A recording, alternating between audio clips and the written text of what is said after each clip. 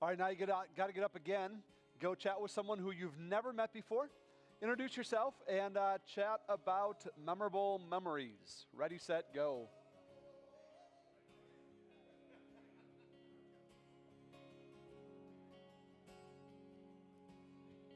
Christ is my firm foundation,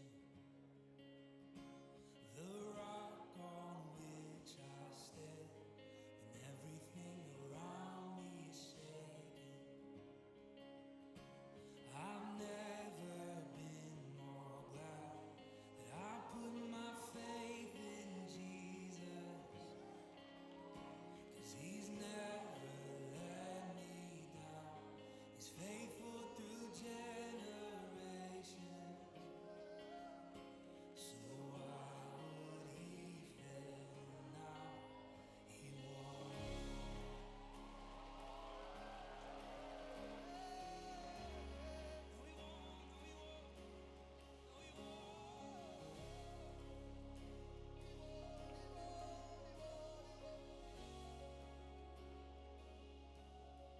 I've still got joy in chaos. I've got peace that makes no sense. And I won't be going under. I'm not held by my own strength. 'Cause I live my life on Jesus. He's never let me down. He's faithful through every season. So why would He fail? Shout it out. He won't. He won't. He won't fail. He won't fail. He won't.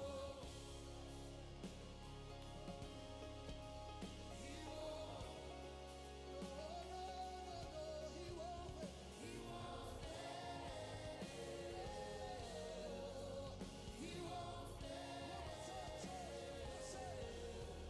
Christ is my firm foundation. Testify. The rock on which I stand, when everything around me is shaking. I've never been more. I've never been so glad that I put my faith in Jesus. He's never let me down. He's faithful through generations. So why would He I need you to shout it out. Sing it out. Say, He won't. No, He won't. No, He won't. He won't fail. He won't fail. He won't. He won't. He won't.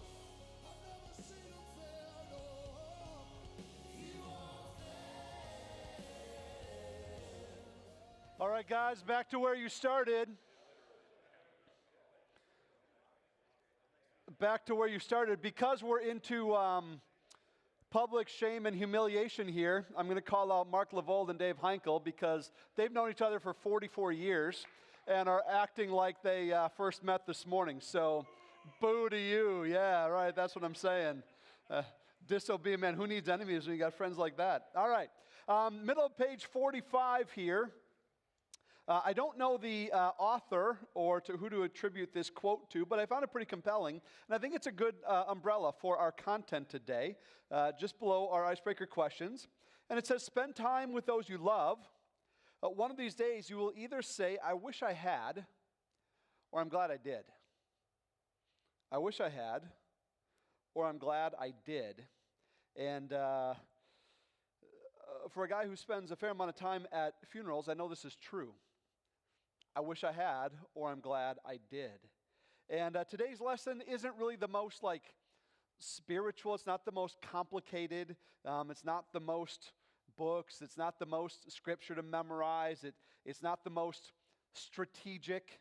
We don't really even have to be overwhelmed about today's content, I don't think.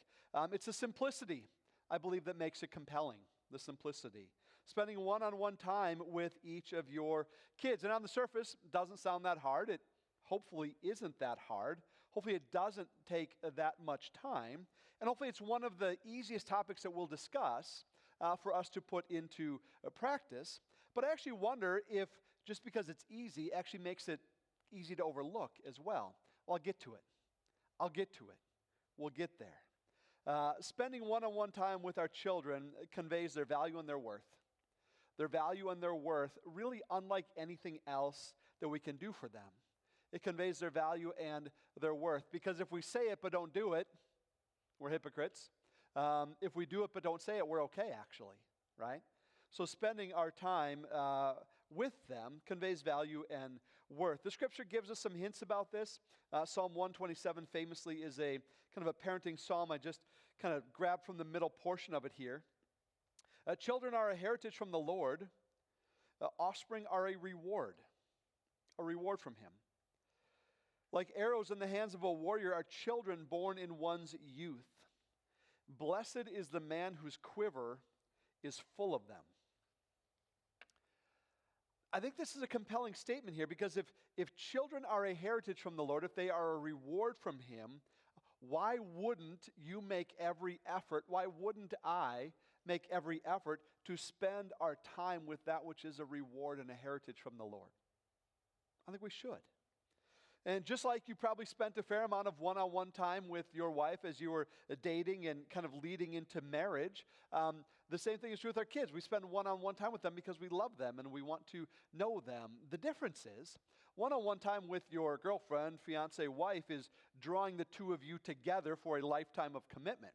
Kind of the one-on-one time with your kids is actually spurring them onto their own life and equipping them for their own life because, in theory, one-on-one time with your wife should continue forever. One-on-one time with your kids is actually going to decline as their life blossoms and as their life moves on because you probably don't want your 35-year-old living at home. You probably don't. We laugh about that sometimes, or we have cultural phrases for that, boomerang or failure to launch or whatever. But realistically, parents know intuitively that part of our goal is to launch them into kind of successful life and successful adulthood. And those one-on-one times when they're in our home are part of the kindling that we set their life on fire in a good way to blaze their own path. I'm very aware of this now. Jack is 18. He's a senior. I'm measuring this in weeks and months. Some of you that have been there, give me some advice because, man, this thing is hitting me pretty hard. Now, if you've got a 3-year-old, you can't imagine that 18 is going to come. If you've got an 18-year-old, guys, how quickly does it come? It comes, right? Listen to the guys who are nodding, right? They know. So this is real to me right now. If you've been listening at all to the Dad Lab playlist that we developed, one of the songs that I put on there is Cats in the Cradle. What's the point of the song? The little kid wants dad's attention when he's young, and dad's always pushing him off. Eventually, dad wants the son's attention when the son's a man, and what does the son do? He's pushing him off. I don't know the story behind the song. Doesn't take a PhD in psychology to kind of figure out the story behind the song, right? But it's making a compelling point that if we're not engaging those things as dads, someday when the table is turned, why would we expect something different? And so one of the words I like here in Psalm 127 is the word heritage.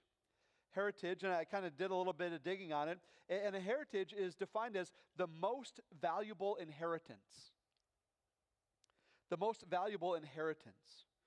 Biblically, the idea of an inheritance is the passing on of the most important things from a father to a son. So things like money, land, possessions, name, that sort of thing. We also know that biblically, the firstborn son is entitled to a double portion. And I'm here for it. How many other firstborns are here for it? How many non-firstborns are going to outvote us? Yeah, the rest of all y'all. Okay, sorry, firstborns.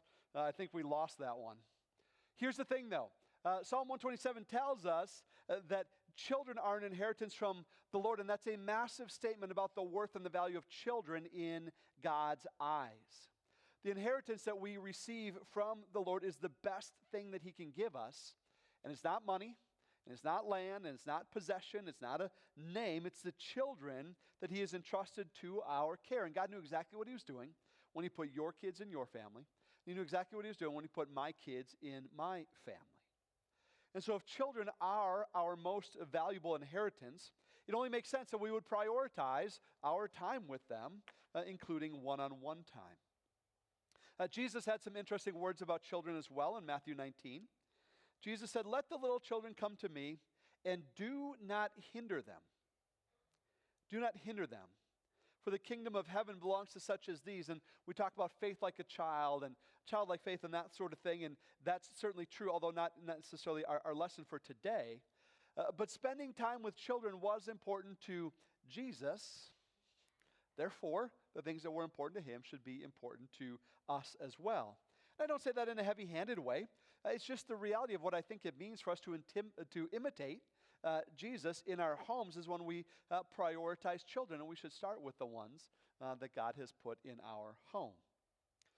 You've heard it said before, this is not unique to me, though quantity time leads to quality time. You've heard that? The more of it we have, the more of it is going to be quality. When we think of kind of one-on-one time with our kids, it's quite likely that we do have to build it into our schedules. We do have to make some priority. We put it into our routines of our life because we initiate and we emphasize and we create margin to make sure that is part of what we do with our kids.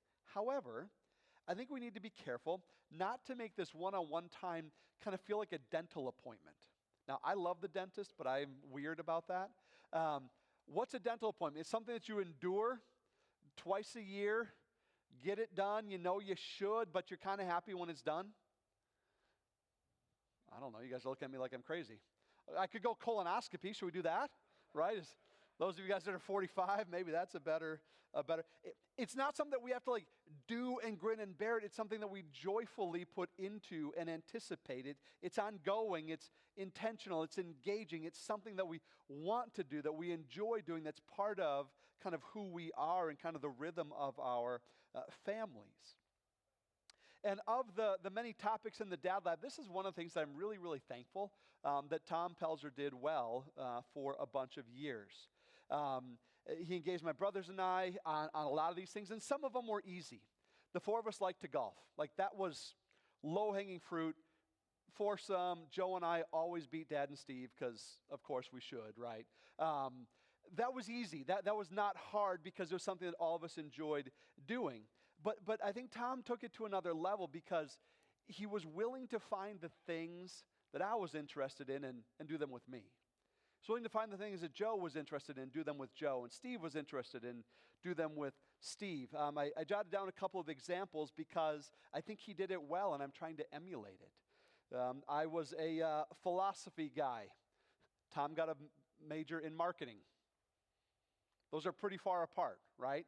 And yet, as I was pursuing some of these things, and as I pursued like travel study, he didn't tell me, Mike, that's a dumb idea and a waste of time, and there are no jobs for philosophy majors. Though he probably could have and been right. In fact, 6 weeks after I do this travel study, I get an email. It's like, hey, can we come visit you?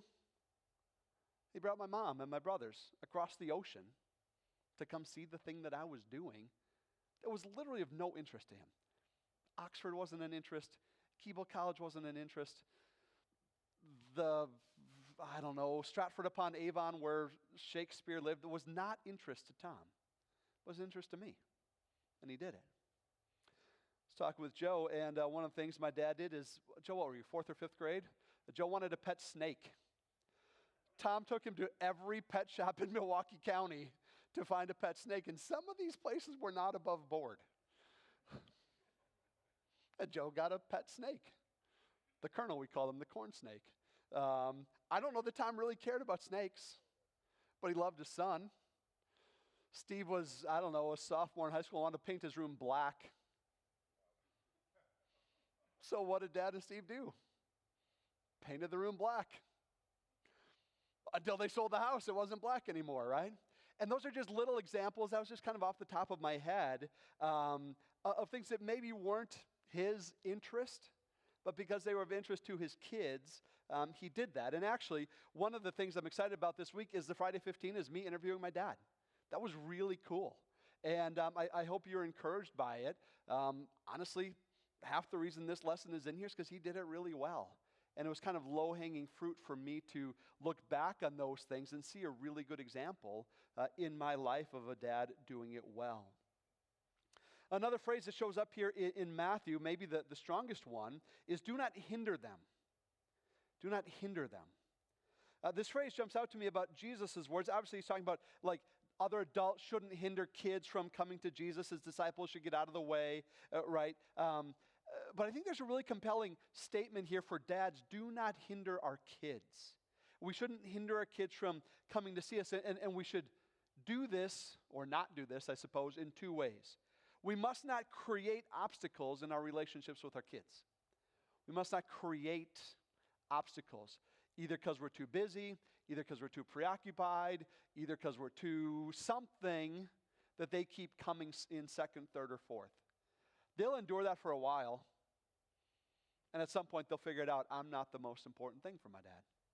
So we must not create obstacles. Most importantly, we must not be an obstacle. We must not be an obstacle in our relationship with our kids. A lot of that's going to be in how we interact with them, like interpersonally, our responses, our verbals, our nonverbals, our body language, our tone of voice. All of those things are the obstacles that we can put in their way. And I think the words of Jesus of do not hinder, yes, outsiders shouldn't hinder, but I don't think we should hinder our own kids either. So go to 45. Kind of what does this look like, right? How do we kind of do this in reality? These are Mike's brainstorms that are kind of low-hanging fruit. I do not think this is an exhaustive list. In fact, I think a good exercise in your group would be to add more things to what does one-on-one look like on the top of page 46, but let me buzz through a couple of them for you. We've hinted at this a little bit when we did the build and fix lesson, but run an errand together. Take them with you when you just got to go do stuff. You just got to get stuff done or pick it up or help somebody out. Take somebody with you and buy them a salted nut roll, just because that's what you do. Out to eat. This is a one-on-one thing. My daughter, Adeline, she's the youngest. She starts school later than everybody else. And so every now and then we'll go to the little greasy spoon in Sussex, the kitchen. We'll get our eggs and bacon and whatever before school. Man, she's floating on those days. And it costs a little bit more than it should for a couple of eggs and some bacon. But you know what? She thinks those 60 minutes or 45 minutes, those are the best. And it's great, and I love them too. Windshield time. Again, not new to me, but really important. Take the long way home. If you just got one in the car, take the long way home. Be Joe Biden, stop for ice cream. Always good. Crush that ice cream. Have an open-ended conversation ready to go. Ask. Have a couple in your hip pocket. You know you got a 20-minute car ride? Ask them. Let them be the DJ. That'll be interesting. Ask them what they picked and why. It might hurt your ears. It's okay. The stuff you listen to, probably your dad didn't like either, right? But ask them, why do you like this? What's fun about this? Who put you onto this? What is it about these lyrics or this sound that you find compelling? Speaking of windshield time, I actually gave my boys the full, detailed, and complete mechanics of the birds and bees conversation. Windshield time. They did not want to look me in the eye. And you know what? We had about 4 hours on the way up north. Don't worry, I didn't give it to them for 4 hours. It was from about West Bend to Oshkosh, and that was about it. But you know what? They couldn't go anywhere. It was built in. There were lots of funny moments that I was happy I was looking forward and gripping the wheel 10 and 2. Windshield time has its benefits, especially if you're going to or from some of their activities. We've hinted at this a bunch, but engaging in activities they enjoy. My daughter is quite a bit more artistic than me, and that's easy because I'm zero artistic. She doesn't so much, she's 14 now, she doesn't so much want me to do the art with her anymore because it would ruin what she's doing. But when I'm there and present and asking and watching and participating and, hey, Dad, can you get me? Or I need, or can you go upstairs? Yeah, I can. My contribution is 0. My presence with her in that moment is 100, right? That's what we're getting at. Open-ended conversation, I kind of hinted at this on windshield time. The thing about open-ended conversation is generally it shows up when it's inconvenient. It's just true. Bedtime, you got a deadline at the office, you're trying to get out of diet, whatever it is, these things happen. And I can't pretend I've done it well every time. In fact, I've probably failed more times than I've gotten it right. But with a little bit of value of experience, I know that conversation is actually more important than the game. It is actually more important than my to-do list. It is actually more important than the thing that's pressing on me. Because chances are it's something that's inside of them that needs to get out. And engage those conversations. Talk yourself into it. You might have to do that, but it's worth it. Exercise, this is a weird one for me because this hasn't historically been something that I've done that well. But since the spring, we've got a 2.5 mile loop in our neighborhood and a 3.5 mile loop in our neighborhood, and I've been doing this a lot more. And it's easier when it's light out till 9 p.m. than when it's dark at 4:15. But I got this brainstorm that should have been the most obvious thing in the world. I take one with me. And so now all of a sudden, getting the steps in, burning some calories, and now it's not windshield time, but it's walking time. Leave the phones at home, leave that, and it just talk. If you go halfway and there's not a lot of conversation, it's okay. Because you don't know what's going to spark that thing that's inside of them. And I've called it Dad Walks and Dad Talks, and it's been honestly one of the most fruitful things that I accidentally stumbled into. It wasn't a book. Nobody told me. I wish I would have done this 18 years ago. But I got there this year. It's really been a valuable thing. And then I just put down kind of board games or family games. You'd be amazed at what bubbles to the surface in those moments. And usually those things end up being fun and memorable. Again, guys, I don't pretend these 7 or 8 things are the be-all and end-all. And if you do one a day, add your stuff to it. Be creative. This is just priming the pump of the types of ways we can look to spend kind of these one-on-one times with our kids. And then what happens when we do that? What's the outcome? What does it produce? Well, it becomes the building blocks of strong relational skills for life. Yes, a strong relationship with you, that's really important. But you're equipping them with relational capacity for life. And frankly, they're going to need that someday when they're married. They're going to need that someday when they're a dad or a mom. They're going to need that someday when they're a neighbor or a coworker or a church member or an upward coach or an Awana leader or whatever it is. You're building that relational toolkit for them. And then give them input on your time together. Ask them to be part of the plan.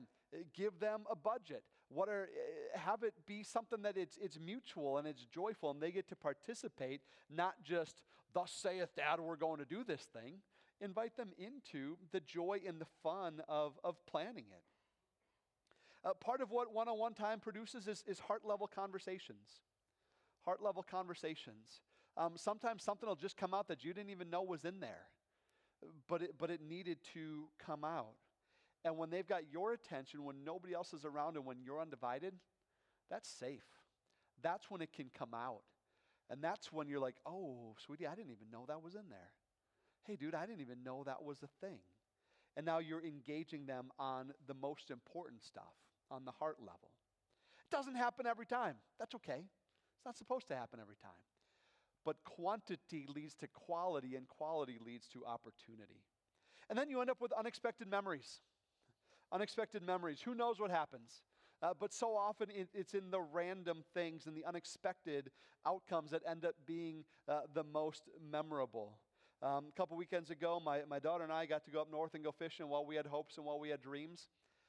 We caught some great fish, and that memory is now like seared in there. Now, it would have been great if we didn't catch them. We would have had a bunch of fun, and all that would have been memorable and good. But all of a sudden, those little bonus things come when we do the quantity, and you end up with these lifelong memories and the things that are random. And it's not even always the perfect things. Oftentimes, it's the imperfect things that become those memories. You get to have uninterrupted conversation. No one else is around. No siblings, no friends, no mom, no nothing. And guys, than preaching to myself here, put the phone away. Put the phone away and engage them in those heart-level conversations, those uninterrupted conversations. And oh, by the way, have them put the phone away too if they're old enough. It'll be painful for both of you for 15 minutes, and then it'll be worth it. A connection with dad is an outcome. I don't want to read all the stats to you that I have here. They're off the charts about what the outcome is for kids who are connected with dad versus when they're not connected, when dad's involved versus not involved. It's true on education. It's true on all sorts of good habits and bad habits and substance abuse and promiscuity and all of those charts, all of those variables of life. There's a single compelling thread that goes through all of them. Involved, active dad, uninvolved, not active dad. It is the direct proportionality for dads in all of these outcomes. And so our role in their well-being is massive. And it's not even about all the things we teach them. It's about the presence, being present with them and guiding them and leading them. Those things matter so much. Stress and anxiety is down. Resiliency is up. And oh, by the way, dads, you know what else? This actually goes both ways. It goes both ways, because for as much as all of those things are true for our kids, this isn't just altruism here. Many good things are true of us as well. You'll remember our verse from a couple weeks ago at the end of the Old Testament in Malachi. The turning of the hearts of the fathers toward their children and the children toward their fathers. There's a mutual benefit when we do this one-on-one thing and when we are connected kind of at that heart level with our kids. It's not just good for them. It's good for us too.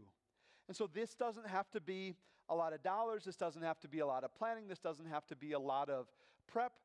But it does have to be part of what we do as dads. And it does have to be part of kind of our ongoing daily and weekly and monthly routine and ritual. We're looking for it. We're embracing it. We're taking the initiative to make sure one-on-one time happens. And so as we look at our small group questions, number one, we'll kind of look back how to go last week on some of the coming of age activities. And then we'll do an honest inventory. Right now, man, what does that look like with your kids? How you doing? Let's celebrate the wins and let's identify where, hey, we got a spot to grow. And then number three really is that growth opportunity. What is it? And it might be specifically for a child. Man, it's harder to have one-on-one with this child because their interests are so much different, or their life stage or whatever. Maybe 2 out of the 3 are good and 1 out of the 3 is hard. Like whatever that is, have some honesty to look at where's your opportunity to grow in that area. And then we put forth the effort in our activity this week. Jot down some steps, jot down some initiative. What can you do to grow in your readiness to engage your kids one-on-one? And then celebrate those wins, right? Celebrate those wins in your group. Keep texting the guys. Be encouragers to each other. Use the track the wins in the back of your Dad Lab booklet here just to say, hey, that went really well. I'm going to do that again. That didn't go so well. We'll have to make a tweak. But track the wins there. And then, man, send a pic. We've done this with the fun stuff we've done with our kids. We've done this with Build and Fix that we've done. Man, send a pic of you guys just having some one-on-one time together. Maybe you're a hunter and it's in the deer stand this weekend. My buddy from college is in Michigan. He was so proud. His son got his first deer. His son's like 11. Got his first deer this week. And it didn't even matter how big it was. It didn't even matter any of that stuff. That was an awesome moment for the two of them that they'll always remember. And Joe sent me that video, and it was really cool. So snap that pic. Guys, enjoy that. Make it memorable. And it's a reminder to you of how important these times are. So that's where we're going with one-on-one. And the group discussion today is the guy in your group who's currently sitting the closest to the front. So look around. All y'all, you guys are leading. I guess that means I'm leading my group too. So enjoy, and we'll see you back, not next week, 2 weeks.